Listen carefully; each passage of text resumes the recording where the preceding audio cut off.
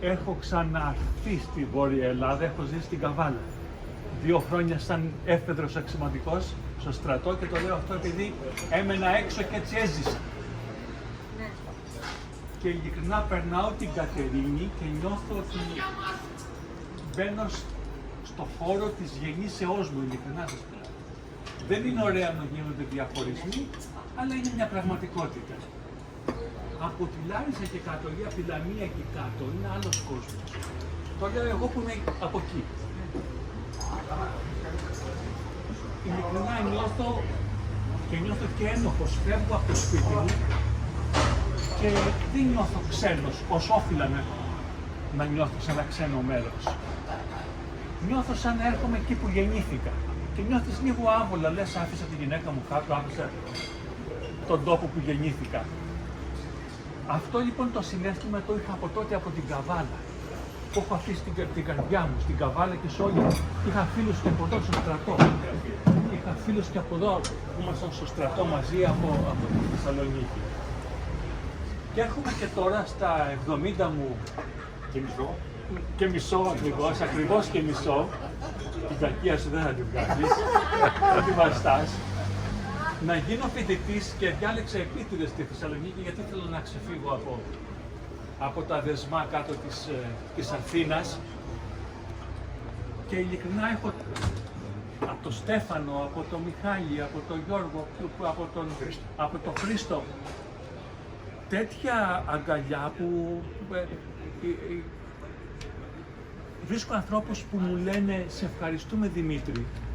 Μου το είπε σήμερα ο Αβραάμ, μου το είπαν στο Πανεπιστήμιο, μου το είπε η Μυρτώ. Με παίρνουν τηλέφωνο και έχω εκπλαγεί και τα έχω εκφράσει και στο Στέφανο. Και μου λένε ευχαριστώ και χρησιμοποιούν τη λέξη που μου είπε και η Μυρτώ. Που μου είπε ότι μας έσωσες. Και εννοούσανε όλη την προσπάθεια που έκανα εγώ και μερικοί άλλοι για τον κορονοϊό. Που ενημερώσαμε τον κόσμο για τις επιπτώσεις και την ουσία. Τι είναι αυτό το πράγμα που μας έπεσε σαν καταιγίδα, σαν ακρίδα πάνω στον ελληνικό λαό και τον κατέστρεψε. Διότι τα αποτελέσματα, τα βιολογικά και τα ιατρικά, θα τα δούμε, αν και πιστεύω ότι έχουν αρχίσει ήδη να φαίνονται, αλλά μας τα κρύβουν στα νεογέννητα, στα παιδιά που γεννηθήκανε μετά το κορονοϊό. Διότι το εμβόλιο αυτό περνούσε μέσα από το πλακούντα στα έμβρια. Και αυτό είναι και ένα από τα βασικά σημεία και περιεχόμενα του ενός βιβλίου μου που θα σας δείξω. Δεν είναι τόσο φανερές. Αν θέλεις λίγο σε παρακαλώ κύριε. Κύριε.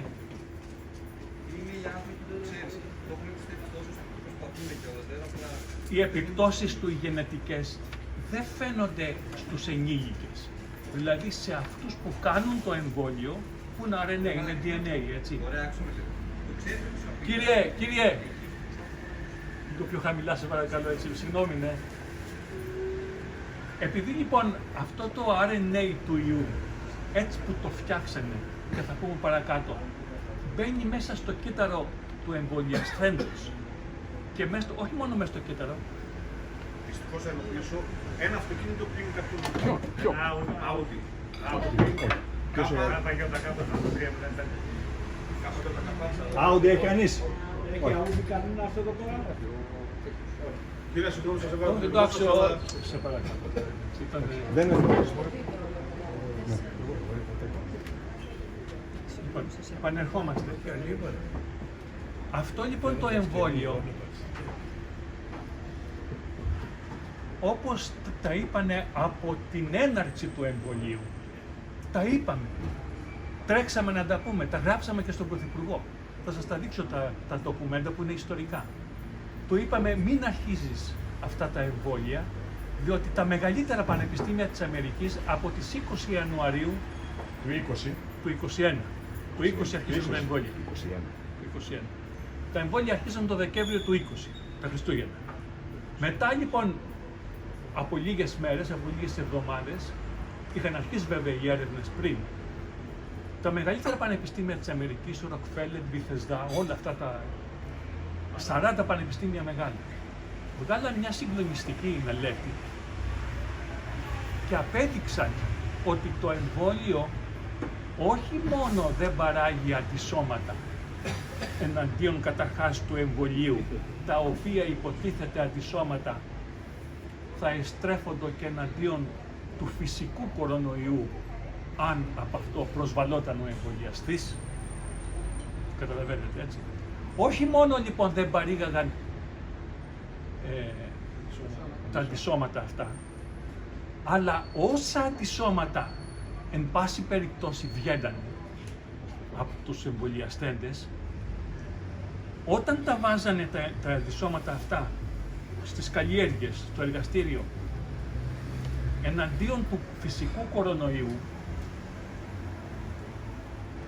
δεν τον σκοτώνανε. Αλλά βρήκανε το εξής εκπληκτικό. Όχι μόνο τα αντισώματα αυτά δεν σκοτώνανε τον κορονοϊό, αλλά αντίθετα τον μεταλλάσσανε τον κορονοϊό.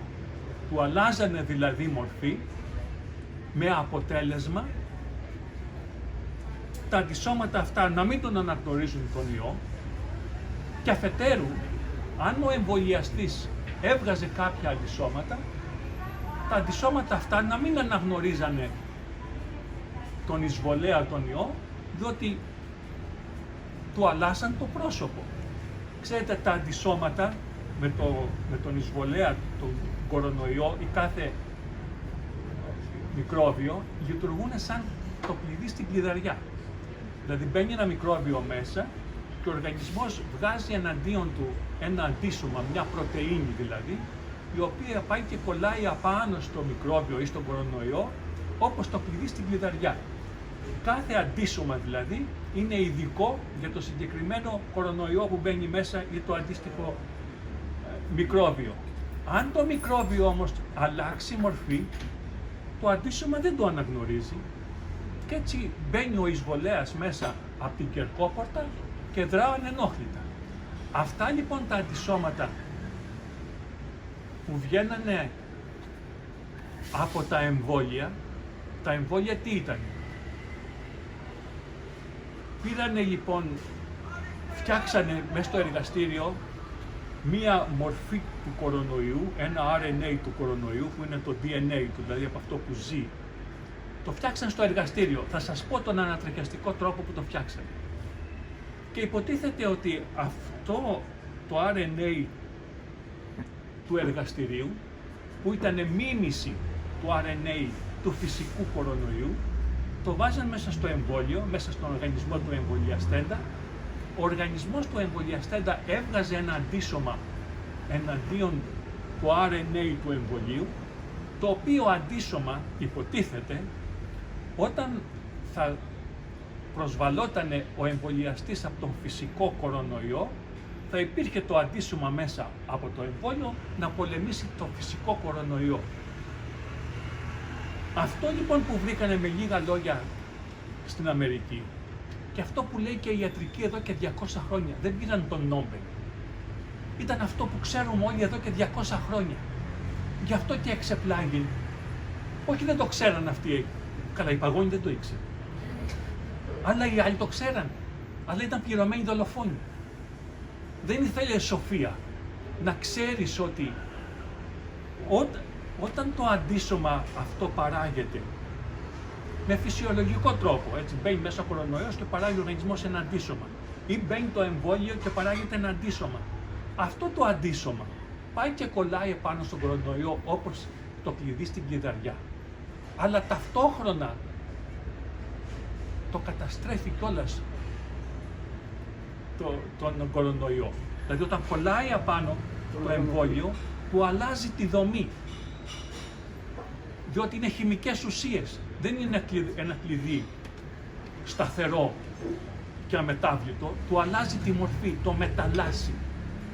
Και γι' αυτό ακούμε και λένε ότι η αντιβίωση δεν πιάνει τα μικρόβια. Τα μικρόβια μεταλλάσσονται. Βγαίνουν τα αντισώματα, αλλά μεταλλάσσουν όμως τα μικρόβια εναντίον των οποίων στρέφονται.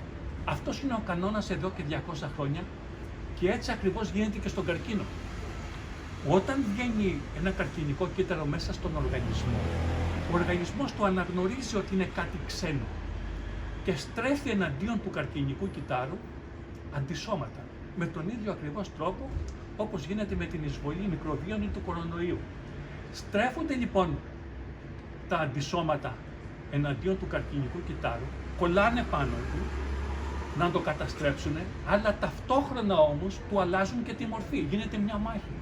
Είναι σαν να μπαίνει ένας εχθρός και να βρίσκει ένα τείχος και να γκρεμίζει το τείχος ή να το καταστρέφει το τείχος μπροστά του. Έτσι ακριβώς γίνεται και με τη χημική δομή του καρκινικού κυττάρου. Αλλάζει με την επίδραση των αντισωμάτων που στρέφονται εναντίον του. Τι αποτέλεσμα έχει αυτό? Ότι αφού αλλάζει η μορφή του καρκινικού κυττάρου αντίστοιχα του κορονοϊού, πλέον το αντίσωμα δεν το αναγνωρίζει, δεν μπορεί να κολλήσει πάνω του και έτσι διαφεύγει το καρκινικό κύτταρο ή ο κορονοϊός ή το μικρόβιο από την επίδραση των αντισωμάτων. Είδαμε λοιπόν αυτή στην Αμερική ότι τα αντισώματα που βγαίνανε, έστω και τα λίγα, όχι μόνο δεν σκοτώνανε τον κορονοϊό, επειδή ο κορονοϊός μεταλλασσότανε και τους διέφευγε, αλλά βρήκαν και κάτι εκπληκτικότερο, ότι το εμβόλιο αυτό, το RNA του εμβολίου, έμπαινε μέσα στο DNA του ανθρώπου.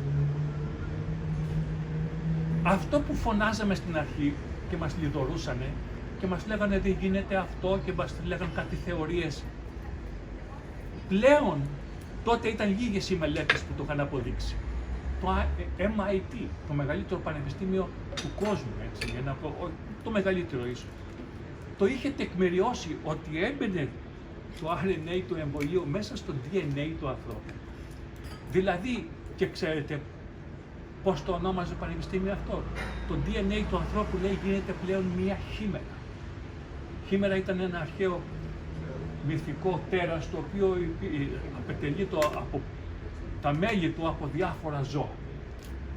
Ήταν σαν να είχε πολλά DNA, από λιοντάρια, από φίδια, από κροταλίες, από οτιδήποτε. Επομένως έλεγε το MIT, αυτές οι μελέτες είναι μέσα στα βιβλία σαν ντοκουμέντα ιστορικά, ότι πλέον το DNA του ανθρώπου των εμβολιασμένων γίνεται χήμερα. Δηλαδή έχει μέσα το ανθρώπινο DNA και το DNA του κορονοϊού, του εμβολίου. Και έλεγε με επιπτώσεις που ακόμα δεν μπορούν να προβλεφθούν. Το αντιλαμβάνεστε? Αυτό το γεγονός όμως είναι ότι αν σε εμάς αλλάξει το DNA, παραδείγματος χάρη γίνεται από ακτινοβολίες, έτσι, ας πούμε μια ατομική βόμβα ή από υπερβολική έκθεση, πας στο Τσέρνομπιλ, η ακτινοβολία σου αλλάζει το DNA. Αυτού του ενήλικα που του αλλάζει το DNA μπορεί να το κάνει καρκινικό και να πεθάνεις από καρκίνο, όπως πάθαινα στο Ναγκασάκι. Αν δεν το κάνει καρκινικό, γιατί αν το κάνει καρκινικό έχεις μια άμεσο αποτέλεσμα, πεθαίνεις σε λίγα χρόνια.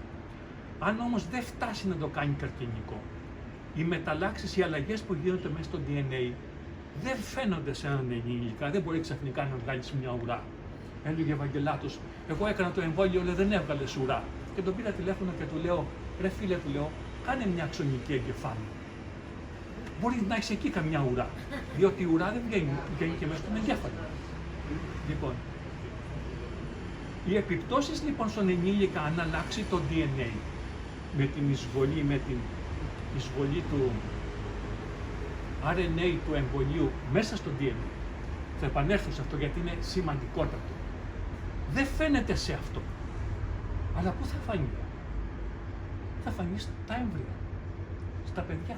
Διότι η αλλαγή του DNA του πατέρα ή της μάνας θα περάσει στα παιδιά, έτσι.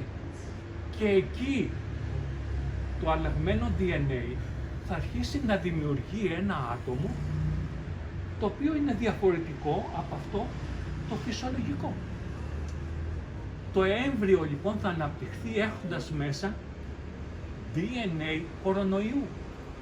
Αυτά τα ανατριχιαστικά, αν δεν υπήρχαν επιστημονικές αποδείξεις αντικειμενικές από τα μεγαλύτερα πανεπιστήμια, με τεράστιες μελέτες που υπάρχουν αλλά σας τις κρύβανε ή δεν μπορούσαν να τις καταλάβουν, γιατί πραγματικά για να καταλάβεις αυτά τα πειράματα και τις εργασίες πρέπει να έχεις έναν υπόβαθρο ιατρικό, μεταπτυχιακό και ειδικό, που ο Μιλών το έχει και δεν το λέω για σας, αλλά το έχει και γι' αυτό έχω και την τόλμη αλλά και το κύρος να ζητάω από τον κόσμο να μας προσέξει. Δεν αντλώ κάποιο κέρδος ή κάποιο όφελος, ίσα ίσα υπέστην πολλά αυτό το διάστημα. Αλλά αυτός είναι ο σκοπός της επιστήμης και ο σκοπός και η δέσμευση του όρκου που πήρα. Αλλά είναι και ένα ενδόμηχο στοιχείο ειλικρινά προσωπικής ευτυχίας μου, προσωπικά σε μένα. Διότι τώρα αναφέρομαι στο πρώτο πρόσωπο, αλλά εν πάση περιπτώσει το κάνω και σαν ένας 70άρης δάσκαλος. Τι ωραίο που είναι να μπορείς να κάνεις τον αδύναμο δυνατό. Δηλαδή είναι συγκλονιστική αν καταφέρεις και κάνεις τον αδύναμο δυνατό ή το δυστυχή λιγότερο δυστυχή. Είναι η κατάκτηση όλου του κόσμου. Τι να το κάνεις το υπόλοιπο. Επανέρχομαι λοιπόν και λέω, επομένως οι επιπτώσεις, οι απότερες και οι σοβαρότερες των εμβολίων θα φανερωθούν στα παιδιά. Διότι πλέον τώρα υπάρχουν χιλιάδες μελέτες που έχουν πλέον εμπεδώσει αυτό που το είπαν στην αρχή 2-3 μια δεκαριά πανεπιστήμια και το MIT, το οποίο πέρασε κρυφά, ότι το RNA του κορονοϊού μπαίνει μέσα στο DNA του ανθρώπου και εκεί κλειδώνει. Και ξαφνικά γινόμαστε άλλα όντα. Και όπως επαναλαμβάνω, για να εμπεδοθεί δεν φαίνεται στον ενήλικα, στα παιδιά θα φανεί. Θα φανεί δηλαδή με γενετικές ανομαλίες. Και έχω ζητήσει, αλλά δεν έχω παραπάντηση, από την Ελστάτ, διότι αυτοί θα ξέρουν από τους εμβολιασμένους πόσα παιδιά γεννηθήκανε με γενετικές ανομαλίες. Και αυτό, αλλά βλέπεις, το δεν υπάρχει και δικαιοσύνη να απευθυνθείς, να τους αναγκάσει να απαντήσουν στο ζήτημα αυτό. Θα κάνω τώρα μια περιήγηση στα βιβλία. Ειλικρινά νιώθω λίγο άβολα, επειδή τα βιβλία είναι και εμπορικό προϊόν. Μόνο και μόνο για να θυμηθώ και εγώ και να σας δείξω και τις αποδείξεις όλων αυτών που λέω. Πρώτον, θα πω δύο κουβέντες τι ήταν αυτό το εμβόλιο που κάνανε και τι ήταν αυτός ο κορονοϊός. Πήρανε λοιπόν στη Γιουχάν της Κίνας, είναι ένα πανεπιστήμιο μεγάλο, σε συνεργασία, προσέξτε, όλα αυτά που λέω είναι όλα θεμελιωμένα με δημόσια έγγραφα στα βιβλία τα οποία τα παρουσιάζει μέσα τα επίσημα έγγραφα. Αυτά που λέω τώρα, το πώς το φτιάξανε το εμβόλιο, είναι η δική τους, της Γιουχάν, δημοσίευση στο Nature. Το Nature είναι το μεγαλύτερο επιστημονικό περιοδικό του κόσμου, το 2015. Και είπαν ότι εμείς φτιάξαμε αυτό, το οποίο θα σας πω τώρα και δεν θα το πιστέψετε. Και η εργασία αυτή στα αγγλικά, όπως δημοσιεύτηκε, και η μετάφρασή της είναι στο πρώτο βιβλίο, το αυθεντικό κείμενο. Λένε λοιπόν ότι πήρανε από ένα μπανγκολίνο. Ένας μπανγκολίνος είναι ένα ζώο μυρικαστικό που ζει απάνω στα δέντρα, που είναι σαν ένα μικρό... Τα οροπέδια της Ασίας. Σαν πίθηκο, σαν αρουραίος. Είναι όχι, σαν τεθωρακισμένος μυρμικοφάγος. Λοιπόν, ναι, τέλος πάντων, ένα τέτοιο θηλαστικό. Παγκολίνος. Πήραν λοιπόν το DNA του, πήρανε από το λαιμό του παγκολίνου έναν ιό, ο οποίος ενδύμει μόνο στο φάρικα του παγκολίνου, έναν ιό, τον βάλανε μέσα σε ένα ποντίκι αυτό το DNA του ιού του παγκολίνου μπήκε μέσα στο DNA, το βάλανε αυτοί μέσα στο DNA του ποντικού και αυτό μετά το βάλανε για να πολλαπλασιαστεί μέσα σε DNA rabbit, κουνελιών. Από αυτό βγήκε λοιπόν, όπως το ονομάσαν πάλι οι ίδιοι, ένα DNA που είχε μέσα 3 διαφορετικά DNA, από τον παγκολίνο, από τον ιό του παγκολίνου, από το ποντίκι και από τα κουνέλια. Μια χήμερα, ένα τέρας δηλαδή. Και λέει για να το δοκιμάσουμε απάνω σε ανθρώπινα κύτταρα, αυτό το τέρας. Σας πω γιατί το κάναμε αυτό. Και είδαν με μεγάλη έκπληξη αλλά και με ενθουσιασμό ότι αυτό το τέρας που φτιάξανε σκότωνε τα ανθρώπινα κύτταρα. Και μάλιστα είχαν πάρει σειρές κυτάρων από ανθρώπινο πνεύμονα, τα οποία τους τα έδωσε ο Αμερικανικός στρατός. Τα γράφουν μέσα οι ίδιοι και τους λένε μάλιστα και ευχαριστώ. Ήταν το τμήμα μικροβιολογίας του Αμερικανικού στρατού. Και λένε μέσα, τα κάναν τα πειράματα αυτά μαζί. Με επιχορήγηση και από το Υπουργείο Υγείας της Αμερικής και του Αμερικανικού στρατού. Προφανώς ετοιμάζαν να φτιάξουν κάποιο βιολογικό όπλο. Δεν υπήρχε άλλη εξήγηση. Δεν το λένε αυτοί, αλλά είναι προφανές.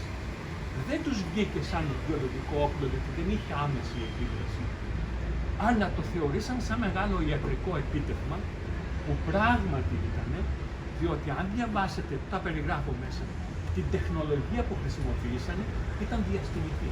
Δηλαδή είναι εκπληκτικά. Πήραν το DNA από το ένα, το βάλαν DNA στο άλλο, το καλλιεργήσαν από το... Ήταν απίστευτα. Πράγματι είναι ιατρικό επίτευγμα, όπως ήταν και η ατομική βόμβα. Αλλά με τα ίδια αποτελέσματα. Αυτό λοιπόν το DNA της χήμερας, το οποίο τους έκανε έκπληξη, λέει τι περιμένανε, να είναι ευεργετικό για τα ανθρώπινα κύτταρα, να τους σκοτώνανε. Τα δημοσιεύσαν όλα περηφάνως το 2015 και έχουν δημοσιεύσει και το DNA όλης αυτής της χήμερας αναλυτικά. Τα έχω εκεί. Σε μια τράπεζα DNA, η διεθνής, τη λένε NCBA, της Αμερικής, είναι και έχει παράρτημα και στην Ιαπωνία, οτιδήποτε βρίσκεται καινούριο, κατασκευάζεται ή βρίσκεται καινούριο DNA στη γη, το καταθέτουν εκεί και να υπάρχει στους αιώνες των αιώνων. Αυτό λοιπόν προφανώς, δίνω τώρα εγώ μια εξήγηση, ότι αυτό το τέρας τους ξέφυγε από το εργαστήριο αυτό. Γιατί υπάρχουν μέσα στο βιβλίο και φωτογραφίες από το εργαστήριο, που ήταν οι εργαζόμενοι ήταν ντυμένοι σαν αστροναύτες για να μην κολλήσουν. Και έχει βρεθεί και από η αγορά, ήταν μια αγορά που πουλάγανε κρέατα και τέτοιους παγκολίνους, τα τρώνε αυτοί. Και από πού ξεκίνησε, από πού πήραν τον παγκολίνο. Έχουν δημοσιευθεί και φωτογραφίες από, γιατί έκανε έρευνα ο ΟΗΕ μετά. Έρευνα από το εργαστήριο αυτό, αλλά και από την αγορά που ξεκίνησε ο Παγκολίνος, από εκεί πήραν τα δείγματα αυτά. Τι έλεγα, αυτό λοιπόν το DNA το δώσανε στην τράπεζα αυτή και δημοσιευτεί και μπορεί να το βρει και ο καθένας.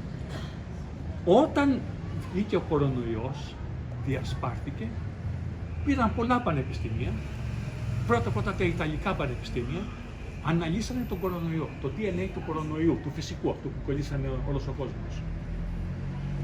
Και τι αποδείχτηκε, ότι το DNA, το RNA ή το DNA είναι το ίδιο, έτσι, του κορονοϊού του φυσικού ήταν ακριβώς το ίδιο με το DNA της χήμερας που είχαν φτιάξει στη Γιούχαν.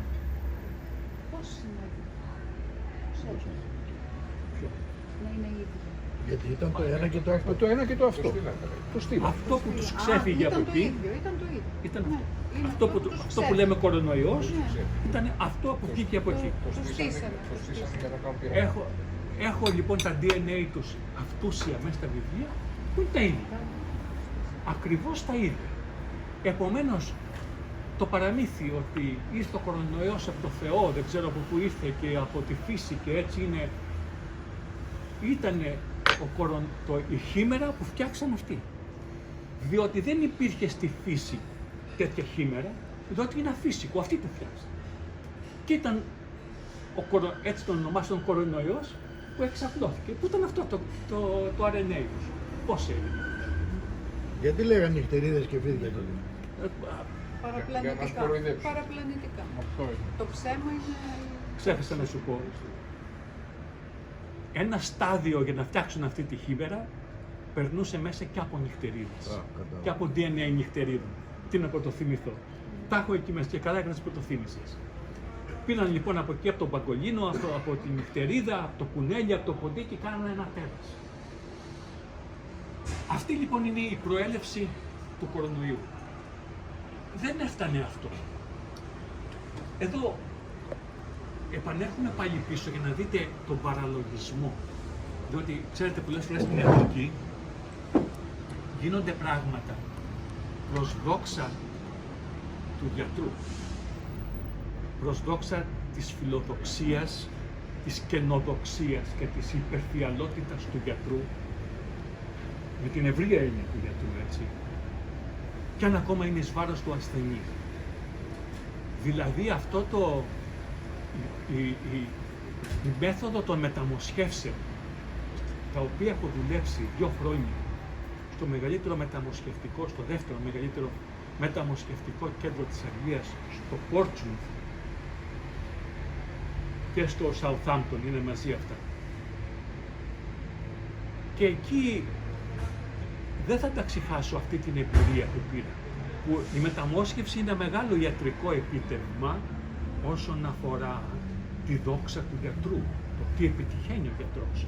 Όχι μόνο τεχνικά να πάρει μια καρδιά ή ένα ύπαρκτο να το μεταμοσχεύσει από τον ένα στον άλλον, αλλά και η μετέπειτα παρακολούθηση και θεραπεία του ασθενούς απαιτεί πολύ μεγάλες ιατρικές γνώσεις, είναι ιατρικό επίτευγμα, αλλά με ένα τίμημα. Την κόλαση του ανθρώπου, του μεταμοσχευθέντα.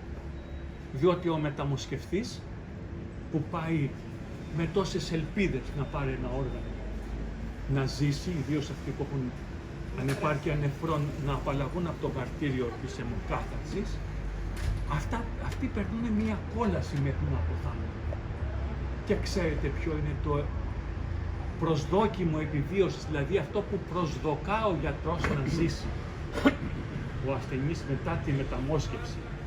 Και για να γράψει στις εργασίες ότι ήταν επιτυχής η μεταμόσχευση, ξέρετε πόσο καιρό είναι? 2 χρόνια. Αν ζήσει ο ασθενής μετά τη μεταμόσχευση 2 χρόνια, θεωρείται ότι πέτυχε η μεταμόσχευση. Και θεωρείται ότι ο γιατρός το γράφει μέσα σαν ένα στοιχείο επιτυχίας. Δηλαδή είναι τέτοια η διαστροφή πλέον, γιατί εκεί πάνω στηρίζονται και καριέρες και οικονομικά συμφέροντα των γιατρών. Τι πέτυχες δηλαδή, να ζήσει 2 χρόνια ο άρρωστος? Θα ζούσε ούτως ή άλλως. Λέει ότι θα του κάναμε τη ζωή, αντί να πάει κάθε μέρα παραμέρα στην αιμοκάθαρση, ότι ζει χωρίς την αιμοκάθαρση για 2 χρόνια. Δεν ξέρει όμως ο κόσμος ότι επί 2 χρόνια αυτός ο άνθρωπος παίρνει 20 φάρμακα τη μέρα, αν νοσοκατασταλτικά, θα πω για ποιο λόγο, τα οποία τον εκθέτουν αφενός μεν σε μολύνσεις και αφετέρους στην ανάπτυξη καρκίνου. Επομένως αυτοί οι άνθρωποι, οι μεταμοσχευθέντες, περνούν 2 χρόνια κόλαση. Δηλαδή κόλαση που όλοι το μετανιώνουν, αλλά ο γιατρός γράφει, έζησε 2 χρόνια, είναι πετυχημένη η μεταμόσχευση. Επομένως, το μετέφερε αυτό από το κορονοϊό, ότι δοξαστήκαν, υποτίθεται, το παρουσιάσαν σαν επίτευγμα οι Κινέζοι, αυτό το έγκλημα, πετάξαν μια ατομική βόμβα. Και βέβαια όλα αυτά, ενώ στην αρχή που τα λέγαμε θεωρεί, αλλά εμείς, εγώ και πόσοι άλλοι έστω ελάχιστοι, βγαίναμε με σεβασμό και δεν εκφέραμε δικές μας γνώσεις ή ιδέες. Εμείς δεν ανακαλύψαμε τον Άρη, ούτε κάναν καμιά θεωρία του Αϊνστάιν. Εμείς τραβήξαμε την κουρτίνα και δεν ανακαλύψαμε, αποκαλύψαμε την αλήθεια. Είπαμε, αυτά λέει η ιατρική, έτσι, αυτά λένε τα πανεπιστήμια όλα και είμαστε υποχρεωμένοι από τη συνείδησή μας καταρχήν, δεν είχαμε καμιά νομική δέσμευση, να σας τα παρουσιάσουμε. Διότι θα πεθάνουμε, όπως όλοι μας. Και ξέρετε, ο θάνατος είναι το μόνο αθάνατο πράγμα. Δεν αλλάζει ο θάνατος. Η ζωή είναι πεπερασμένη, αλλά ο θάνατος είναι αιώνιος. Επομένως θα μας μείνει η ρετσινιά, το στίγμα ότι δεν βγήκαμε να προστατεύσουμε τον ελληνικό λαό, ο οποίος, αυτό έλεγα προηγουμένως στον Αβραάμ, μας σπούδασε ρε φίλε. Όλοι σας πληρώσατε να σπουδάσει ο καθής από εμάς. Όχι μόνο οι γονείς μας. Αυτό όμως δημιουργεί ένα άγραφο συμβόλαιο, ένα καθήκον, μια δέσμευση καθήκοντος. Αυτά που μαθαίνουμε, να γυρίσουμε να προστατεύσουμε τον κόσμο. Τι να την κάνω εγώ την ιατρική γνώση, θα την έχω μέσα στο σιρτάρι μου ή να την κάνω ταμιακή μηχανή. Αυτό δυστυχώς, ο εκμαυλισμός και η εξαχρίωση της επιστήμης να την κουρελιάζουν κάνοντάς την επάγγελμα, έχει καταστρέψει την έννοια, την ιερή έννοια του επιστήμονα, έτσι, ακούτε επιστήμονα και αποστρέφεστε όλοι. Ιδίως αν είναι πλούσιος, διότι αν είναι πλούσιος ο επιστήμονας αντιλαμβάνεστε ότι έγινε πλούσιος με κάποιο τίμημα κάποιου άλλου ή της ζωής του, γιατί οι δικηγόροι και οι γιατροί έχουν μια ανήκουστη εξουσία, έτσι, ο καθένας το πεδίο του. Και επειδή αυτοί τη νιώθουν ότι έχουν εξουσία, την καταχρώνουν. Διότι είναι η φύση του ανθρώπου να κατακράτει την εξουσία, γιατί ο άνθρωπος είναι κατακτητικό όν. Του αρέσει να κατακτά, να βασανίζει, να καθυποτάσει. Την εκμεταλλεύεται. Πρέπει να έχεις πολλή αγωγή μέσα σου, πολύ μεγαλείο μέσα σου, να συγκρατείς τον εαυτό σου από αυτό το ζωώδες ένστικτο της καθυπόταξης αυτού που έρχεται να σου ζητήσει την προστασία. Αυτά λοιπόν τα εμβόλια δεν έφτανε μόνο αυτό. Τώρα αναφέρουμε, θα σας πω πώς το έφτιαξε η AstraZeneca και πώς η Pfizer. Διότι είναι εντυπωσιακά. Ας ξεκινήσουμε με την Pfizer. Η Pfizer λοιπόν έφτιαξε αυτό το DNA του κορονοϊού, δεν το πήρε βέβαια από τη Wuhan, το έφτιαξε στο εργαστήριο μέσα, αυτό το τέρας. Το έφτιαξε.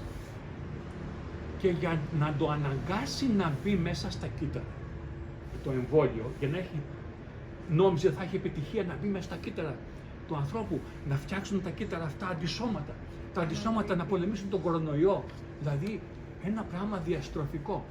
Για να δείτε πόσο διαστροφικό είναι, θα σας πω πώς είναι τα απλά εμβόλια, αυτά που κάνουν τα παιδιά στα σχολεία εδώ και 100 χρόνια και γίνονται και τώρα. Ναι, το RNA, μπράβο. Τι ήτανε τα παλιά εμβόλια? Παίρναν λοιπόν ένα μικρόβιο ή έναν ιό, τον κορονοϊό, και του παίρνανε όχι το DNA μέσα, το κέλυφος απ' έξω, την κυταρική μεμβράνη. Διότι η κυταρική μεμβράνη είναι αυτή την οποία αναγνωρίζει ο οργανισμός και βγάζει το αντίσωμα.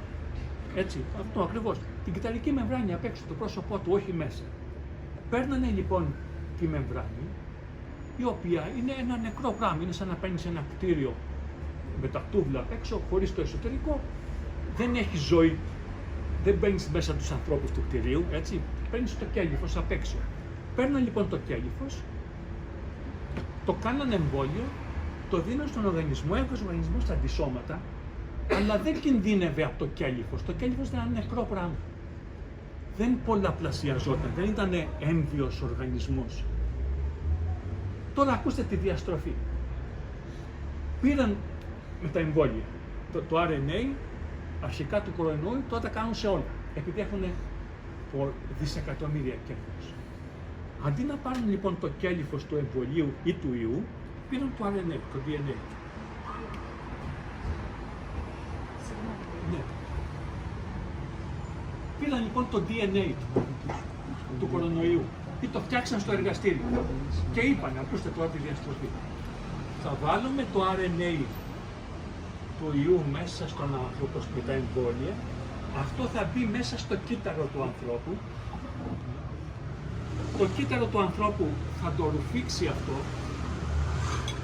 θα το βάλει μέσα στο μηχανισμό αναπαραγωγής του ανθρωπίνου κυττάρου και το RNA, το DNA του ιού ή του εμβολίου θα παράξει αντίγραφα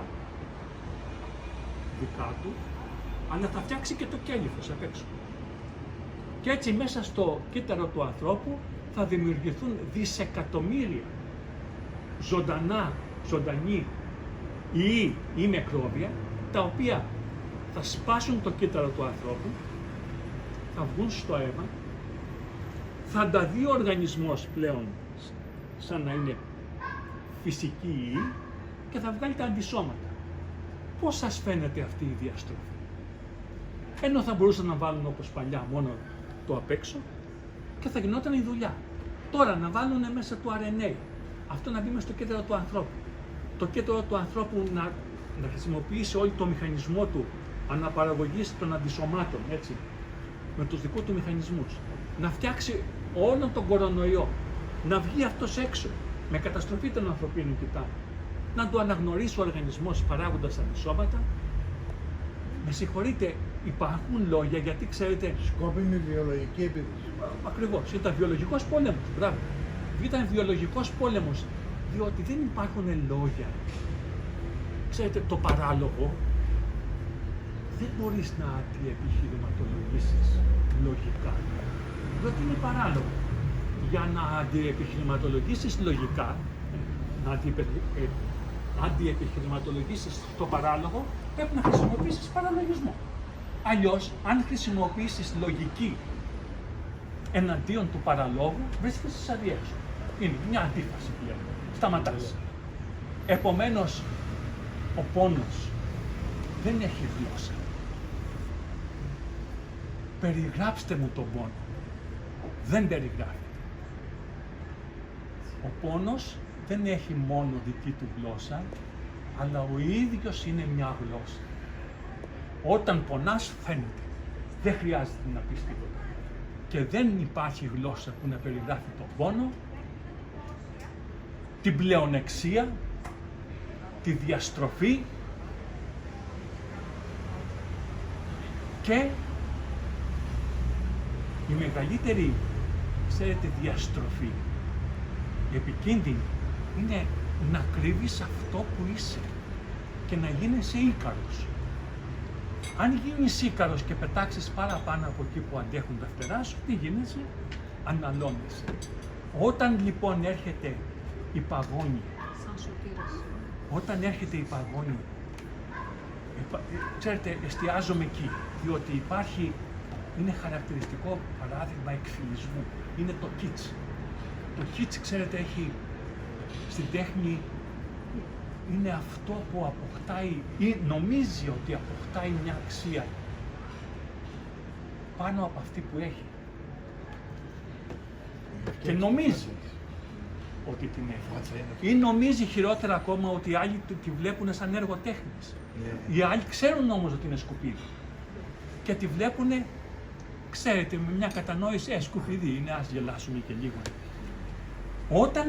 Όταν αυτό όμως το κίτς αποκτήσει εξουσία, αλλήμον, διότι θα πάει να καλύψει όλα τις ενδόμηχες αδυναμίες της και κόμπλεξ, φέρνοντας τους άλλους στο επίπεδο του. Γι' αυτό είναι τόσο επικίνδυνο, όχι όταν ένας ηγέτης είναι ανίκανος ή εγκληματικός, αλλά επειδή διαλέγει όλο το επιτελείο χειρότερο από αυτό. Για να τους ελέγχει. Διότι αν δεν είναι χειρότερο από αυτόν και εγκληματικά και πνευματικά, δεν μπορεί να τους ελέγξει. Γι' αυτό λοιπόν πίσω από κάθε εγκληματία ανίκανο ηγέτη υπάρχει όλη η κυβέρνηση, όλος ο δημόσιος Ο οργανισμός είναι το ίδιο. Είναι σαν να τους εμφυσεί την εγκληματικότητα ο ηγέτης.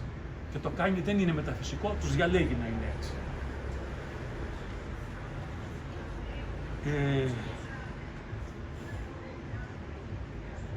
Εδώ όμως βγαίνει και, ναι, θα ρωτήσετε, βγαίνει και ένα άλλο συμπέρασμα, ηθικο-πολιτικό, που είναι ίσως σοβαρότερο. Γιατί εδώ έχω και ανθρώπους που είναι περήφανοι όλοι για το έθνος, το ελληνικό και όλα αυτά.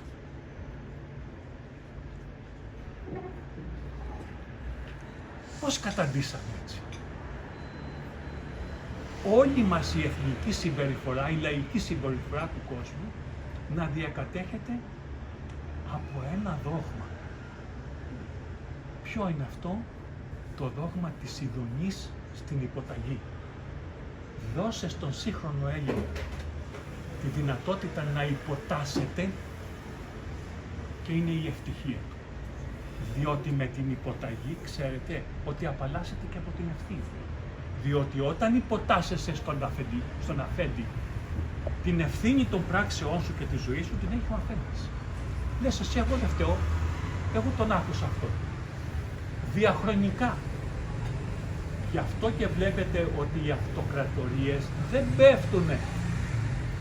Χιλιάδες χρόνια κάθε αυτοκρατορία διήρκησε χιλιάδες χρόνια και πέσανε έσωθεν. Δηλαδή όχι από αντιδράσεις των λαών, αλλά συνήθως από οικονομικά σκάνδαλα και οικονομικές δυσκολίες, ιδίως από την αδυναμία συλλογής των φόρων. Έτσι έπεσε και η Ρωμαϊκή και η Βυζαντινή Αυτοκρατορία, τα ίδια έγιναν και... Δεν έπεσε καμία αυτοκρατορία με τις επαναστάσεις των λαών, είχαν τη δύναμη και τις καταπνίγανε. Και ποιες αντιδράσεις? Αν σκεφτείτε, το ελληνικό κράτος 3.000 χρόνια ήταν υπό ξένες κατοχές, ήταν αυτοκρατορίες. Κάναμε καμιά επανάσταση. Αυτή είναι η τραγική αλήθεια. Καμία. Μην ακούτε τι λένε. Και τι να δεν λένε, αλλά αυτή είναι η αλήθεια. Επομένως εδώ βρισκόμαστε γιατί θέλει ειλικρινά κάποιος, ένας ψυχοκοινωνιολόγος, να έκανε μια διδακτορική διατριβή με την αντίδραση του. Εδώ υπήρχε μια μανία υποταγής. Ποιος θα δείξει πιο μεγάλη υποταγή στην παγόνη. Δηλαδή ήταν εκπληκτικό. Ακόμα και καθηγητές, ακόμα και δεν ξέρω τι είχαν πάθει. Έβγαινε η παγόνη, ένα παπαγαλάκι δηλαδή, η οποία... Και εστιάζουμε σε αυτή προσωπικά, διότι ήταν εκφυλισμός. Ένα έθνος λοιπόν κρεμότανε, τους καθόριζε τις τύχες, ένα παπαγαλάκι, μια καρδερίνα, τόσο μια... Δηλαδή δεν έλεγε τίποτα. Κανένας δεν έλεγε. Είχατε ακούσει κάποιο επιστημονικό αυτό επιχείρημα? Τίποτα δεν λέει. Φοράτε μάσκες και δεν βγάλει και... Αυτός ο λαός λοιπόν με αυτή την ιστορία υποτάχτηκε σε αυτούς. Και υποτάχτηκε. Και τώρα βέβαια αρχίσανε το τίμημα αυτής της υποταγής, διότι ο αφέντης όταν σε βλέπει να υποτάσσεσαι δεν θα σε λυπηθεί, δεν θα σου δώσει κανένα αξίωμα, έτσι, θα σε βάλει ακόμα πιο κάτω. Κάνω ένα διάλειμμα να μου πείτε 2-3 ερωτήσεις που θέλετε και μετά θα κάνω... πριν το πω αυτό. Πήραν λοιπόν το RNA η Pfizer και για να το αναγκάσει να μπει μέσα στα κύτταρα ντε και καλά να κάνει τη δουλειά, το έβαλε μέσα σε ένα σύμπλεγμα νανολιπιδίων, λιπίδια δηλαδή, στα οποία μέσα έβαλε μαγνήτες. Νανομαγνήτες, δηλαδή απειροελάχιστου μεγέθους, τα νάνο, αυτά που λέμε νάνο, έτσι, τα οποία, ναι, οξύδιο του γραφενίου, τα οποία είναι σαν κύτταρα, δηλαδή πρέπει να ανοίξεις μικροσκόπιο για να τα δεις, είναι τόσο μικρά. Μαγνήτες. Γιατί έβαλε τους μαγνήτες μέσα? Αυτό χρησιμοποιείται στην ιατρική εδώ και δεκαετίες για να βάλουμε DNA ανθρώπινο υγιές μέσα σε DNA ανθρώπων που έχουν γενετικό πρόβλημα με DNA. Δηλαδή ανθρώπους που έχουν μεσογειακή ανεμία ή έχουν σύνδρομο Down, που έχουν κάποια γενετική ανομαλία, προσπαθεί η ιατρική να τους βάλει μέσα υγιή DNA, μήπως και αλλάξει η κατάστασή τους. Αυτό λοιπόν βρέθηκε ότι για να μπει μέσα στο κύτταρο, επειδή τα κύτταρα έχουν ένα μαγνητικό πεδίο, βάζαν το DNA αυτό, το εισερχόμενο, το θεραπευτικό, μέσα σε μαγνήτες. Με ένα περιτύλιγμα νανολιπηδίων, στο οποίο μέσα βάζαν μαγνήτες και αυτό το βάζανε με τη σύριγγα σαν εμβόλιος μέσα στον άνθρωπο. Την ίδια μεθοδολογία λοιπόν χρησιμοποιήσανε και με το εμβόλιο Της AstraZeneca. όχι της AstraZeneca, Η Moderna, η Moderna. η Moderna και η Pfizer. Βάζαν λοιπόν μικρομαγνήτες για να μπει και καλά μέσα στο κύτταρο. Αλλά οι μαγνήτες είναι μαγνήτες, δηλαδή πάνε στον εγκέφαλο. Ο εγκέφαλος είναι τόσο ευαίσθητο στα μαγνητικά πεδία, διότι ίδιο είσαι ένα ηλεκτρικό κύκλωμα. Και το ηλεκτρικό κύκλωμα είναι και μαγνητικό κύκλωμα. Σε αυτούς που είχαν, δηλαδή το δίνανε σε ανθρώπους που είχαν βηματοδότης. Δηλαδή τρελαίνεσαι. Αδιακρίτως, δεν είπαν τουλάχιστον ότι. Και βλέπεις ότι πλησίαζε σε έναν που είχε εμβόλιο της AstraZeneca και αν είχες κάποια πηξίδα ή αν είχες αυτά τα που δείξανε. Τα τηλέφωνα, Τα τηλέφωνα αυτά. Να γνωρίζουν ποιος έχει κάνει το εμβόλιο. Τώρα θα σας πω λοιπόν και το σενάριο, όχι το σενάριο, θα σας πω λοιπόν πώς έφτιαξε η AstraZeneca και εδώ θα μείνετε άφωνοι και μετά θα σταματήσω. Εδώ λοιπόν αυτό εδώ είναι κάπως 30-40 σελίδες. Είναι η ένορκη κατάθεση που δώσανε οι γιατροί που φτιάξαν το εμβόλιο της AstraZeneca. Δώσαν μια ένορκη κατάθεση στο FDA της Αμερικής, που είναι ο ΕΟΦ της Αμερικής, που είναι ο αυτιότερος στον κόσμο. Πώς φτιάξαν αυτό το εμβόλιο. Ακούστε. Τι λένε οι ίδιοι, ονομαστικά. Ήταν δύο γιατροί από την Ολλανδία. Ένας Ολλανδός, ο οποίος πεινάει καθάνη, ήταν μεγάλος, και ένας βοηθός του, Γκράχαμ, αν θυμάμαι καλά, από την Αγγλία. Αυτοί λοιπόν πήρανε το RNA, θα σας πω γιατί το κάνουν διαφορετικά, ήταν πιο φτηνό από τις Pfizer, γι' αυτό της Pfizer είχε κάπου 13 ευρώ το εμβόλιο, ενώ αυτόν της AstraZeneca είχε 2-3 ευρώ. Θα σας πω γιατί το κάνουν, γιατί, πώς έγινε. Πήραν λοιπόν το RNA του κορονοϊού, όταν λέω RNA και DNA, το λέω γιατί στην βιολογία είναι το ίδιο, έτσι. Το RNA γίνεται DNA μέσα στον οργανισμό, έτσι. Υπάρχει ένα ένζυμο που το DNA και το RNA είναι σαν να βλέπεις το είδωλό σου στον καθρέφτη, είναι το ίδιο πράγμα, αντιστρέφουν μόνο τις βάσεις. Και έτσι λοιπόν RNA, DNA βιολογικά είναι το ίδιο πράγμα. Πήραν λοιπόν το RNA του κορονοϊού, της AstraZeneca, και το βάλανε μέσα, προσέξτε, σε DNA πυθίκου. Είναι η πανδημία του πυθίκου που ακούτε, η ανεμοβλογιά του πυθίκου. Αυτοί το παρουσιάζουν όλοι που έχουν πάρει το εμβόλιο της AstraZeneca, διότι τους βάλανε με το RNA του κορονοϊού, τους βάλανε και το DNA, τον ιό του πυθίκου. Το βάλανε λοιπόν μέσα στον ιό του πυθίκου, το οποίο το λένε μεταφορέα, βέκτορ. Αυτό λοιπόν το σύμπλεγμα, για να πολλαπλασιαστεί, επειδή του λείπει ένα ένζυμο πολλαπλασιασμού, και όταν λέω πολλαπλασιασμού έπρεπε να βγουν δισεκατομμύρια τέτοια αντίγραφα για να γίνουν εμβόλια. Έπρεπε να βρουν ένα εργοστάσιο να παραχθεί αυτό. Και πού το βρήκαν? Σε εμβρυϊκά κύτταρα ανθρώπων. Και εδώ είναι το μεγάλο έγκλημα. Τα γράφουμε εδώ μέσα. Πού τα βρήκαν αυτά τα κύτταρα τα ανθρώπινα, εμβρυϊκά, στα οποία βάλανε απάνω αυτό το σύμπλεγμα κορονοϊού και πυθίκου για να πολλαπλασιαστεί. Λένε λοιπόν αυτά τα κύτταρα που χρησιμοποιήσανε είναι σειρές αθάνατες. Δηλαδή πήρανε κύτταρα, θα σας πω από πού, από τα έμβρια, και τα τροποποιήσαν στο εργαστήριο και τα κάναν αθάνατα, δεν πεθαίνουν ποτέ.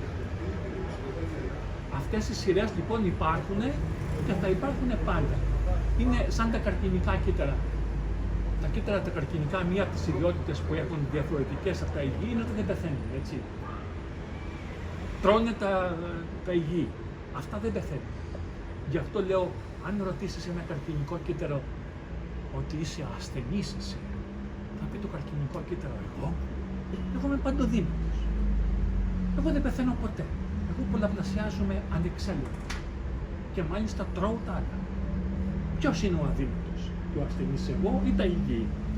Επομένως, αν μπορούσαμε να φτιάξουμε έναν άνθρωπο καρκινικό, θα ήταν ο αθάνατος άνθρωπος.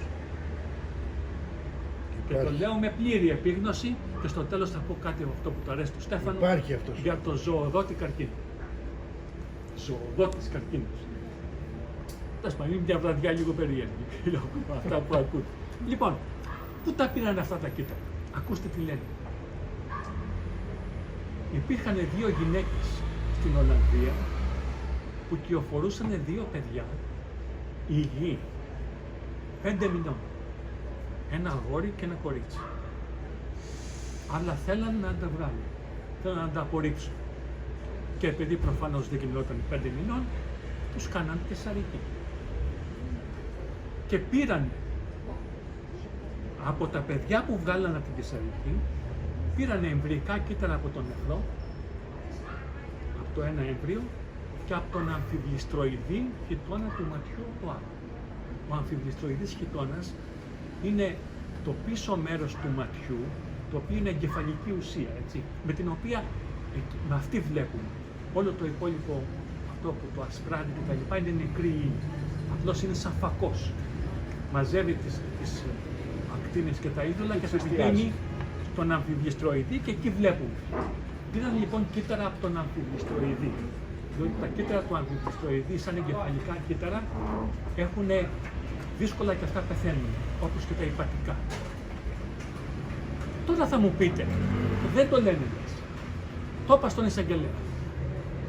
Πήρα όση απάντηση πήρατε και από εσάς. Πήρα εγώ από εσάς. Αυτά τα παιδιά ήταν 5 μηνών, τα βγάλανε ζωντανά.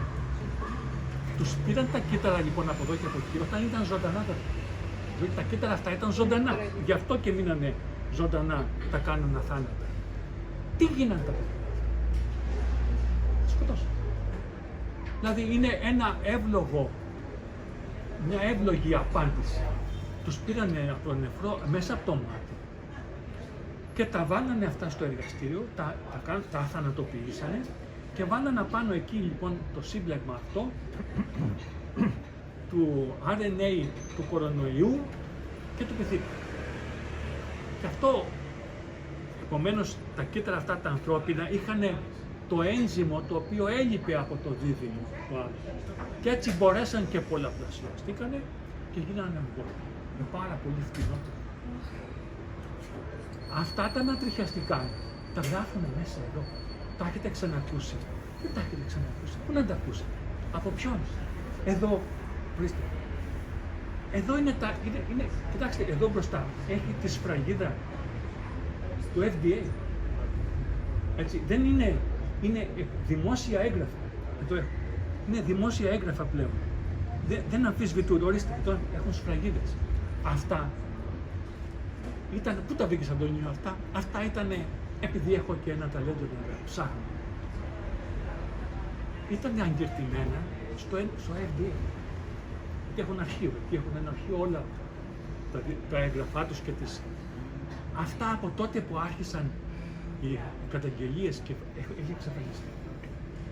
Είναι ένα ιστορικό ντοκουμέντο. Το πήγα στον εισαγγελέα και του λέω, θα πρέπει να δεις, να εκτιμήσεις, γιατί αυτά είναι πρωτοφανή στην νομική επιστήμη, γιατί είναι πρωτοφανή και αυτά που δίνουν τώρα, έτσι. Αυτοί που πήρανε τα κύτταρα αυτά από τα παιδιά, ουσιαστικά αυτός είναι ακροτηριασμός. Διότι το παιδί δεν το ρωτήσανε. Ούτε η μάνα είχε καμιά, όταν έκανε μια παράνομη ενέργεια η μάνα, είχε κάποιο νομικό δικαίωμα να δώσει την άδεια ή όχι. Επομένως πήραν αυθαίρετα, ακροτηριάσαν τα δύο παιδιά. Επομένως του λέω, κάθε φορά που ένας γιατρός κάνει ένα εμβόλιο, χρησιμοποιεί ακροτηριασμένα μέλη των δύο αυτών εμβρίων. Και θέλω να μου βρεις, του λέω το εισαγγελέα, τι έγκλημα είναι αυτό. Και αν δεν υπάρχει έγκλημα που να το περιγράφει αυτό, γιατί είναι πρωτοφανές, δεν μπορεί αυτοί οι άνθρωποι όμως να μείνουν ατιμόρυτοι. Θα πρέπει λοιπόν, όπως κάθε έγκλημα, γιατί στην Νιρεμβέργη πήγαν και καταδικαστήκαν για τις πράξεις που δεν υπήρχαν νόμοι που να τις ποινικοποιούν, έτσι. Και είπαν οι δικαστές, λέγανε και οι εγκληματίες οι Ναζί, λέει δεν ξέραμε ότι αυτό ήταν έγκλημα, δεν υπήρχε αντίστοιχος νόμος. Λέει καλά, δεν καταλαβαίνετε ότι αυτό που κάνετε όταν σκοτώνατε μαζικά κόσμο, δεν καταλαβαίνετε ότι ήταν παράνομο. Έπρεπε να υπάρχει νόμος. Αυτό εδώ, ρε εισαγγελέα, δεν βλέπεις ότι είναι παράνομο. Διότι έτσι εξελίσσεται το δίκαιο, έτσι δεν είναι. Δεν μπορεί να αφήνεις κάποιον ατιμόρυτο επειδή δεν υπάρχει νόμος. Να αρχίσει ο νόμος από αυτόν. Βέβαια, τώρα στη δικαιοσύνη που απευθύνομαι με όλα αυτά, γιατί τους έκανα και μια μεγάλη νομική κατά το δυνατόν, ας πούμε, που απευθύνομαι τώρα, τα ξέρετε. Αυτά είναι ο λίγης. Εδώ λοιπόν, και έχω και σε ένα δεύτερο, δεν θα με ακρηγορήσω πολύ. Πρώτα ήθελα να μου πείτε ερωτήσεις αν θέλετε και να πω και 2-3 άλλα πράγματα. Την αγγίδα και τη μετάδοση. Πώς? Θα την πούμε αργότερα. Αυτός που έχει μολυνθεί. Αυτό έκανε κάτι. Νερό. Ναι, για πέστε. Το ποτήρι του γιατρού δεν είναι αυτό. Τι αντιμετωπίζει.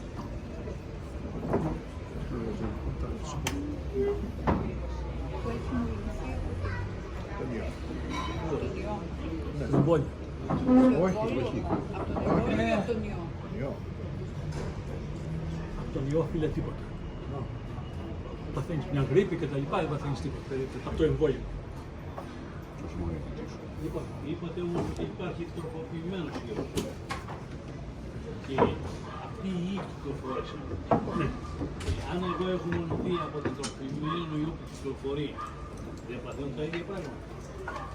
Μέσα από έναν εμβολιασμένο, πού τροποποιήθηκε ο ιός. Δεν τροποποιήθηκε. Μετά όταν Αυτές ήταν οι μεταλλάξεις που λέγανε. Ακόμα οι μεταλλάξεις, αυτές που γι' αυτό λέγανε. Δεν παθαίνουν την ζημία. Παθαίνεις, ναι, αλλά όπως είπα. Όχι σε τέτοιο βαθμό. Ναι, Αλλά εγώ έχω την εντύπωση είναι σαν τα φυτά και θέλουμε να τα κάνουμε βιολογικό αυτό. Και δεν μπορούμε γιατί όλοι γύρω κάνουμε Φυσική καλλιέργεια ναι, και μεταφέρεται από τον άνθρωπο. δεν μπορούμε δηλαδή. Πήγανε δηλαδή σε έναν δρόμο περίεργο. κοίταξε, αυτό που λες επιβεβαίωση. Θυμάστε ότι όταν γινόταν τα εμβόλια, υπήρχαν μεταλλάξεις η μία μετά την άλλη. Ναι. Το θυμάστε. Εγώ είχα την Η εντύπωση μία ότι- μετάλλαξη μετά την άλλη. Συγγνώμη. Εγώ είδα επειδή μόνο είναι εντυπωσιασμένος τώρα. Λοιπόν, είχα την εντύπωση ότι ο κορονοϊός, οποιοδήποτε κορονοϊός, και όπως είναι και σήμερα να είναι και είπα, θα ζητήσει από μόνο του να πάει στην αρχική του μορφή. Αυτή είναι η εντύπωση. Όχι, δεν είναι έτσι. Όχι, γιατί να πάει στην αρχή. Και είναι ερώτηση.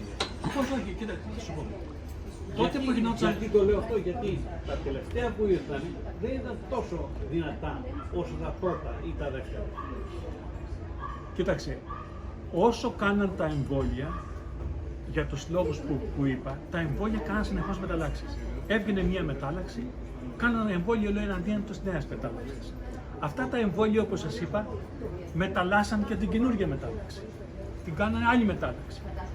Και δεν είχε τελειωμό αυτό το γαϊτανάκι, διότι το κάθε εμβόλιο έβγαζε ένα αντίσωμα, το οποίο αντίσωμα πήγαινε, όπως σας είπα, και το μετάλλασε την καινούργια μετάλλαξη του ιού. Και επομένως συνεχιζόταν. Βλέπετε, όταν σταματήσανε τα εμβόλια, σταματήσαν και οι μεταλλάξεις. Αυτό το λέει η ιατρική, δεν το είπε ο Αντωνίου, ξέρω, είναι σοφός. 200 χρόνια το λέμε, τώρα που ξέρουν την ιατρική. Ότι δεν κάνουμε εμβόλια εν το μέσο μιας πανδημίας. Διότι αν θα κάνουμε τα εμβόλια θα παραχθούν μεταλλάξεις. Αυτό το λέγανε οι προπάπους που δεν είχαν ιδέα από αυτά που ξέρουμε εμείς τώρα. Ήτανε στην πράξη, το ξέρανε ότι όταν κάνεις εμβόλια μέσα σε μια επιδημία, φουντώνει πάντα. Ή το κάνεις το εμβόλιο πριν το κάνεις. και να μην έρθει η επιδημία. Αν έρθει η επιδημία, περιμένεις να κάνει μια μετάλλαξη ο ιός δυσμενή και να ψοφήσει, ας το πούμε, μόνος. Έτσι, όπως έγινε. Κάνουν μεταλλάξεις. Ξέρετε, πώς αλλάζουν και όλα τα έμβια όλα. Από τυχαίες μεταλλάξεις, έτσι. Άλλες είναι ευνοϊκές και κάνουν πιο ανθεκτικά και πιο ευνοϊκά είδη, άλλες είναι όμως δυσμενείς και οδηγούν σε εξαφάνιση του είδους. Έτσι και στον ιό. Και βλέπετε τώρα, ας πούμε, ο ιός εξασθένησε, έγινε μια μετάλλαξη, τώρα να πας και το κάνεις εμβόλια, θα γίνει μετάλλαξη, η οποία θα είναι χειρότερη από την προηγούμενη. Γιατί θα είναι χειρότερη από την προηγούμενη? Διότι αν η καινούργια μετάλλαξη δεν ήταν πιο δυνατή από την προηγούμενη, δεν θα επικρατούσε. Το αντιλαμβάνεσαι. Όλα αυτά ήταν λάθη ή προσχεδιασμένη επίθεση? Τώρα αυτό δεν έχω απάντηση να σου δώσω. Αυτό θα φανεί Αλλά πολύ ξέρεις τι γίνεται, για ποιο λόγο να το κάνουν, ναι. Μια ερώτηση παρακαλώ. μεταδίδεται από άνθρωπο σε άνθρωπο αυτό. Το εμβόλιο. Από Ναι.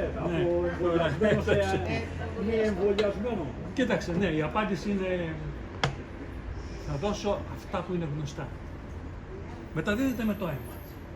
Δηλαδή, αν πάρεις αίμα μετάγγιση αίματος από έναν εμβολιασμένο, έχει μέσα το εμβόλιο. Αν ο σύντροφός σου έχει. Θα φτάσω εκεί. Αυτό ήταν το επόμενο που θα πω. Λοιπόν, αν πάρεις αίμα. Ναι, ναι, Μια απάντηση για μια στιγμή.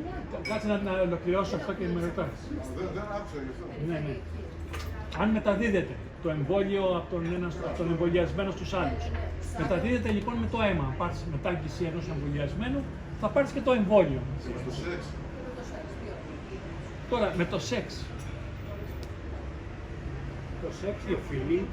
Το φιλί όχι. Με το σάλιο δηλαδή. Με το σάλιο όχι. Με το σάλιο όχι. Με το σεξ, με τα υγρά, τα ερωτικά, δεν έχει ακόμα πιστοποιηθεί. Δεν έχει πιστοποιηθεί. Όμως, με το σεξ, Μικροτραυματισμό. και ιδίως ναι, όταν γίνεται από νέους ανθρώπους, γίνονται μικροτραυματισμοί. Εκεί μεταδίδεται. Από μικροτραυματισμούς, γιατί εκεί γίνεται μια ανταλλαγή, Μπορεί να ας υπάρχει. πούμε, μια ας πούμε, μικρή Αμοιβή. μετάγγιση. Μικρή μετάγγιση. Άρα, άμα έχετε γυναίκα εμβολιασμένη, μακριά. Λοιπόν, εδώ λοιπόν με ρώτησε ο Κάλλης τι παθαίνουν αυτοί που έχουν ένα φυσικό κορονοϊό εκτός από μια μικρή βαριά γρίπη ή πνευμονία, έτσι, από αυτό που μπορεί να πάρεις από οποιονδήποτε ιό, δεν είχες άλλες επιπτώσεις σε σύγκριση με αυτές που παρουσιάσαν οι εμβολιασμένοι. Τούτο εδώ το βιβλίο αναφέρεται στις παθήσεις του νευρικού συστήματος που έχουν τεκμηριωθεί σε ανθρώπους με εμβόλια και με το μηχανισμό που γίνονται αυτές οι παθήσεις στο νευρικό σύστημα, και βλέπετε πάρα πολλούς και έχουν αυτό που λένε στην νευρολογία Guillain-Barré, παραλύσεις από τα πόδια και κάτω, όπως επίσης και άνοιες. Εδώ μέσα περιγράφουν πώς τα εμβόλια λοιπόν προκαλούν αυτές τις παραλύσεις, τις οποίες είχαν παρουσιαστεί πάλι το 1930 και είχε βγει ο Φάουτσι στην αρχή των εμβολιασμών και είχε πει, για να είναι καλυμμένος νομικά, ότι προσέξτε, λέει, τα εμβόλια αυτά προκαλούν Guillain-Barré. Το έχω σε βίντεο. Το είπε για να είναι καλυμμένος. Ούτε κατάλαβε κανείς τι είναι αυτό το Guillain-Barré. Αυτός δεν το ξαναείπε πάλι, αλλά το είχε πει. Δεν μπορεί να το πείσει. Ήταν το Guillain-Barré, περιφερικές παραλύσεις. Το δεύτερο που προκαλεί, εδώ μέσα έχω λοιπόν όλη την ανατομία του εγκεφάλου και πώς προκαλεί το Guillain-Barré, και εδώ έχω τις μυοκαρδίτιδες. Πώς προκαλεί μυοκαρδίτιδα, εδώ είναι τις βλάβες που προκαλεί στα νεύρα το εμβόλιο, τα περιφερικά νεύρα, και στις μυοκαρδίτιδες. Πώς προκαλεί δηλαδή τη βλάβη στην καρδιά. Εδώ είναι ο μηχανισμός που συστέλλεται η καρδιά, τα κύτταρα της συστολής της καρδιάς και που επιδρά. Και θα σας δείξω πώς επιδρά ένα-ένα μου. Ξέρετε ότι Εδώ έχουμε σε σύγκριση το DNA του ιού και διάφορα του εμβολίου. Έχω το RNA του εμβολίου και το RNA διάφορων ιών, φυσικών ιών.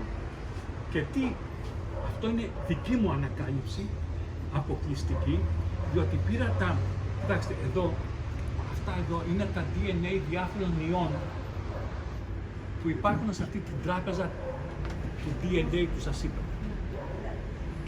Και υπάρχει ένας μηχανισμός εκεί στην τράπεζα αυτή που βάζεις το ένα DNA ενός ιού και ενός άλλου ιού και κάνει σύγκριση και σου βγάζει τα κομμάτια που είναι ίδια. Είναι εκπληκτική τεχνολογία. Έβαλα λοιπόν το RNA του εμβολίου και δίπλα έβαλα DNA άλλων ιών ή DNA, προσέξτε, δηλητηρίων από φίδια. Και έβγαλε, και τα έχω εδώ μέσα, σας λέω εδώ, όπου είναι κόκκινα, είναι οι ομοιότητες του DNA του εμβολίου με τον αντίστοιχο ιό. Και βλέπεις λοιπόν ότι το RNA του εμβολίου έχει τεράστια κομμάτια τα οποία είναι ίδια με τον ιό της υπατήτηδας. Θυμάστε που λέγανε ότι η υπατήτηδα γνώστου αιτιολογία στα παιδιά, το ακούστε, που είχε βουήξει και είχαν φτάσει μέχρι το σημείο να κάνουν μεταμοσχεύσεις. Τα έχω εκεί, στην Αγγλία, μετά το αποσιωπήσανε. Τα παιδιά αυτά ήταν παιδιά εμβολιασμένων γονέων. Που πήρανε από τους γονείς λοιπόν το RNA του εμβολίου, τους χάλασε το σηκώτη, γιατί πήρανε υπατήτηδα C. Και φτάσαν σε σημείο να τους κάνουν μεταμόσχευση του ύπατος με τα αποτελέσματα που σας είπα. Έχουν βρει, πού τα έχω εδώ στο άλλο, θα σας δείξω, έχουν βρει ότι το εμβόλιο, το RNA του εμβολίου έχει τεράστια κομμάτια από μια νευροτοξίνη ενός δηλητηρίου, ενός φιδιού. Το παίρνεις δηλαδή αυτό και επειδή είναι νευροτοξίνη, παρουσιάζεις επιληπτικά συμπτώματα, δηλαδή νευρολογικά συμπτώματα. Αυτά, τώρα γιατί παίρνει και ένα βίντεο, μην ακουστούν και λίγο παραμύθια. Εδώ λοιπόν είναι, έτσι να τα τεκμηριώσω, μην πούνε ότι λέει τρέλος, υπάρχει με τα χαπάκια ο γιατρός. Εδώ λοιπόν δείχνω το έμβριο μέσα στη μήτρα, στα αρχικά στάδια της ανάπτυξης του. Αυτά είναι μέσα στις πρώτες εβδομάδες, 2-3 εβδομάδες, έτσι, το έμβριο μέσα στη μήτρα. Και πού δρά, πώς περνάει το εμβόλιο από τον πλακούντα μέσα εδώ. Εδώ είναι αυτές οι διάφορες συγκρίσεις που σας είπα. Ορίστε, εδώ παιδιά είναι ντοκουμέντο ιστορικό. Εδώ είναι η φωτογραφία από υπολογιστή, έτσι, από της στερεοδομής, δηλαδή η αρχιτεκτονική ενός δηλητηρίου. Παρακάτω έχω και το DNA, σας τη δείξω. Είναι 4 νευροτοξίνες από φίδια, οι οποίες έχουν τεράστια κομμάτια. Το DNA τους είναι τα ίδια με το εμβόλιο. Δηλαδή, παίρνοντας το εμβόλιο, παίρνεις αυτές τις νευροτοξίνες μέσα. Λοιπόν, παρακάτω, έχω εδώ.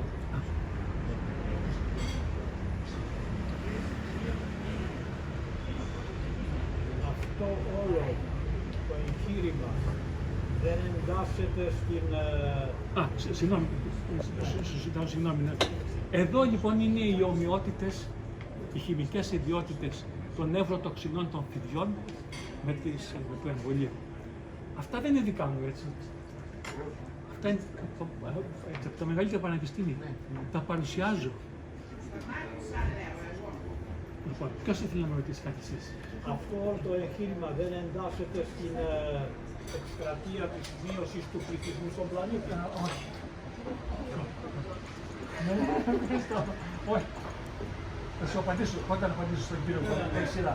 Θέλω να σας ρωτήσω ποιο το μέρος αυτών που έχουν εμβολιαστεί και των απογόνων τους.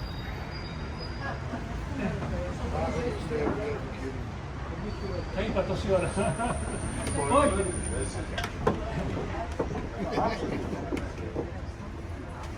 Κοίταξε, επειδή έδειξα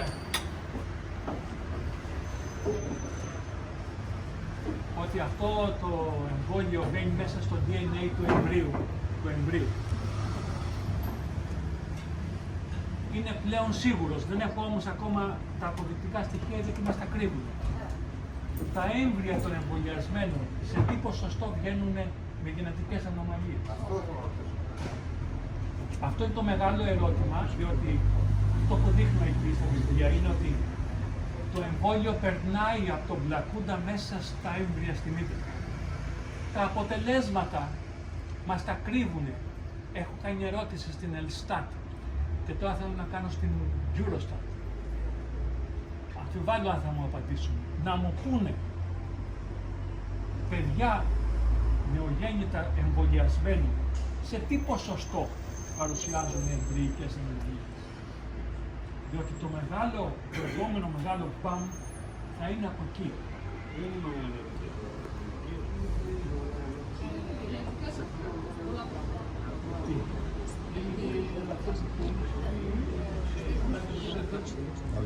Ναι, δεν ξέρουμε τι μπορεί να φανεί αυτό, αλλά οπωσδήποτε σε γενετική ανομαλία.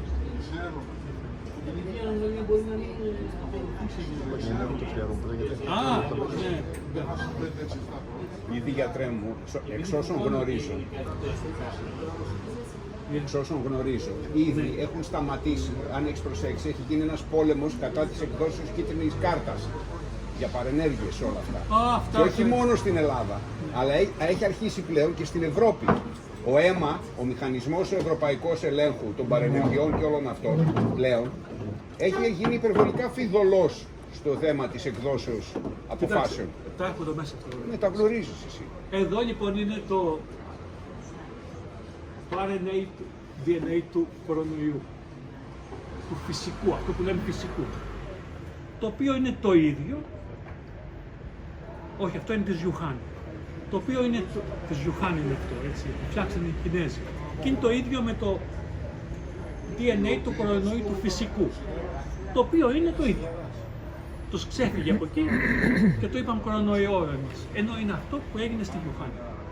Είναι το DNA τους, πολλές σελίδες εδώ. Αυτό εδώ. Και εδώ είναι του κορονοϊού.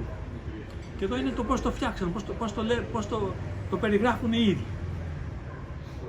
Εδώ πίσω, εδώ, όταν είχε φουντώσει η περίοδος του κορονοϊού και των εμβολίων, τα μεγάλα σοβαρά κράτη της Αγγλίας και το Ισραήλ βγάζανε επίσημα στατιστικά, τα οποία τα έχω εδώ, τα υπουργεία τους, τα οποία τι λέγανε, ότι το 75% των ανθρώπων στη ΜΕΘ ήταν εμβολιασμένοι.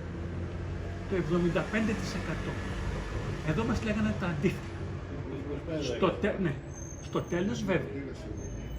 Στο τέλος αναγκαστήκαμε να τα λένε μία φορά για να καλυφθούν.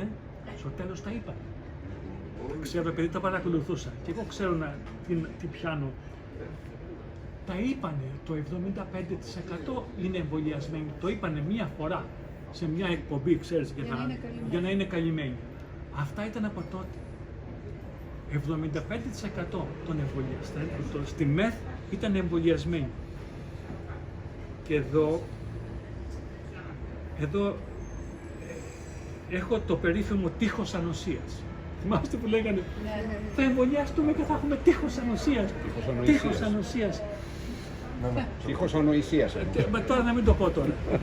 Λοιπόν εδώ, που κανείς δεν ήξερε τι είναι αυτό, γιατί για να ξέρεις τι είναι τείχος ανοσίας και τα λοιπά, πρέπει να ξέρεις, να έχεις σπουδάσει ανώτερα μαθηματικά. Και ο Μιλών το έφερε έτσι τύχη και ο Θεός και το Άγιο Πνεύμα και έχω σπουδάσει ανώτερα μαθηματικά. Και ξέρω στατιστική. Και έχω γράψει εδώ μέσα. Τι σημαίνει τείχος ανοσίας, που είναι μια ανοησία, είναι μια βλακεία. Δηλαδή δεν υπάρχει αυτό το πράγμα. Και ιδιαίτερα, να μην πω τώρα μαθηματικά βέβαια, το αντιλαμβάνεστε όταν υπάρχει, λες τείχος ανοσίας από την μετάλλαξη α. Ναι ρε φίλε, αλλά όταν υπάρχει η επόμενη μετάλλαξη, τι τείχος ανοσίας, από πού θα το βρεις τείχος ανοσίας, αφού το ένα πέφτει και έρχεται το άλλο, το ένα πέφτει και το άλλο. Και δεύτερον, επειδή, προσέξτε, όταν το ίδιο το αίτιο γίνεται και αποτέλεσμα, δεν μπορείς να διαπιστώσεις επιστημονικά ποιο είναι το αίτιο και το αποτέλεσμα. Όταν λοιπόν το εμβόλιο δημιουργούσε τη μετάλλαξη, ποιο ήταν το αποτέλεσμα του εμβολίου? Η θεραπεία ή η μετάλλαξη ή η ακυρότητα του εμβολίου? Έκανες το εμβόλιο και το ίδιο το εμβόλιο αυτό αναιρούσε τη δράση του, δημιουργώντας μια ανθεκτική μετάλλαξη. Δηλαδή, να ήταν ο Αριστοτέλης εδώ και θα μας είχε κάνει μήνυση ότι προσβάλλουμε το όνομά του ως απογονή του, γιατί δεν είμαστε απόγονοι του Αριστοτέλη. Θα έχει αυτοκτονήσει. Λοιπόν, αυτά είχα να σας πω. Μία ερώτηση ακόμα να κάνω εγώ. Μια ερώτηση. Θα πω κάτι μετά από το δικηγόρο. Οι επιπτώσεις από το AstraZeneca ή από το Pfizer είναι οι ίδιες, είτε στα... Ναι, οι ίδιες. Κοίταξε να σου πω. Γιατί είχατε πει προηγουμένως ότι το AstraZeneca ναι, ήταν με άλλη τεχνολογία. Κοίταξε, αυτό που έχει διαπιστωθεί ναι, είναι ότι της Pfizer δημιουργεί νευρολογικά συμπτώματα, ιδίως παραλύσεις και μυοκαρδίτιδες. Εκεί έχει εντοπιστεί. Ενώ το AstraZeneca δημιουργεί πυκτικές παθήσεις, θρομβώσεις στον εγκέφαλο και στα πόδια. Αυτή είναι η διαφορά. Διαφορά δηλαδή κατασκευής και καλά έκανες που το είπες. Η διαφορά στην κατασκευή τους έχει αντιστοιχεία, εκδηλώνεται με διαφορά στα συμπτώματα. Της Pfizer δημιουργεί νευρολογικά και μυοκαρδίτιδες, ενώ η AstraZeneca, γι' αυτό και το σταματήσανε. Στην AstraZeneca σου θυμίζω ότι το σταματήσανε 4 μήνες μετά την έναρξή του. Μάρτιο-Απρίλιο του 2021 το σταματήσανε παγκόσμια, διότι είχαν φουντώσει θρομβώσεις στα εγκεφαλικά. Και εδώ έβγαινε ο Κίλιας και έλεγε δεν μας ενδιαφέρει τι κάνουμε έξω, εμείς συνεχίζουμε το πρόγραμμά μας. Δηλαδή υπήρχε μια διαστροφή. Μέχρι έφτασε ο Ιούνιος του 2021, και το σταματήσαμε. Και ήδη εκκρεμούν 150 αγωγές στην Αγγλία. Ναι. Έχουν βγει εδώ και δικαστικές αποφάσεις στην Αγγλία, ναι, για κάποιους ανθρώπους οι οποίοι υπέστησαν πολύ μεγάλη πλάκα. Το ξέρω. Αυτό το AstraZeneca και μετά το AstraZeneca. Εδώ δεν τολμάς να πας γιατί είναι όλοι... Εδώ έχουμε τις μεγάλες μορφές για παγόνι, πεπόνι. Ξέρεις ότι με έχουν καταδικάσει. Τώρα, αν δεν σας κούρασα... Να τα πες καταδίκη και τα άλλα πάμε λίγο πιο γρήγορα. Και μετά να πούμε και ένα μικρό νομικό θέμα. Πολύ σημαντικό γιατί μας βάλαν στο πανεπιστήμιο εξετάσεις για την νομιμότητα των διώξεων των αντιμνημονιακών ιατρών. Διαγώνιες εξετάσεις τώρα. Θα είμαστε πριν από 2 εβδομάδες. Που αντιλαμβάνεσαι ότι έχει γίνει θέμα. Εκ των υστέρων και αργά πλέον. Αλλά έγινε θέμα και στην ακαδημαϊκή κοινότητα. Διότι διωχτήκαμε. Και διωχτήκαμε όπως ο Γαλιλαίος, όπως η Ιερά Εξέταση.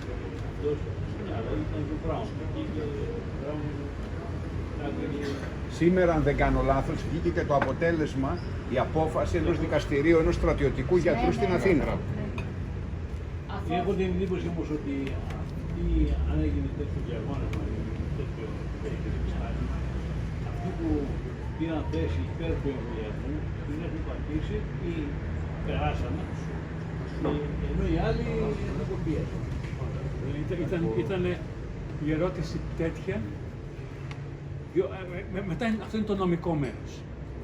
Θα το πούμε μετά αφού ξεκουραστώ λίγο, διότι έχει ενδιαφέρον, δεν είναι μόνο το ιατρικό. Σας είπα ότι αυτή η ιστορία εδώ έχει πιο πολύ πολιτικονομικό ενδιαφέρον κρίσης αξιολόγησης της συμπεριφοράς των Ελλήνων. Ήταν ένα δείγμα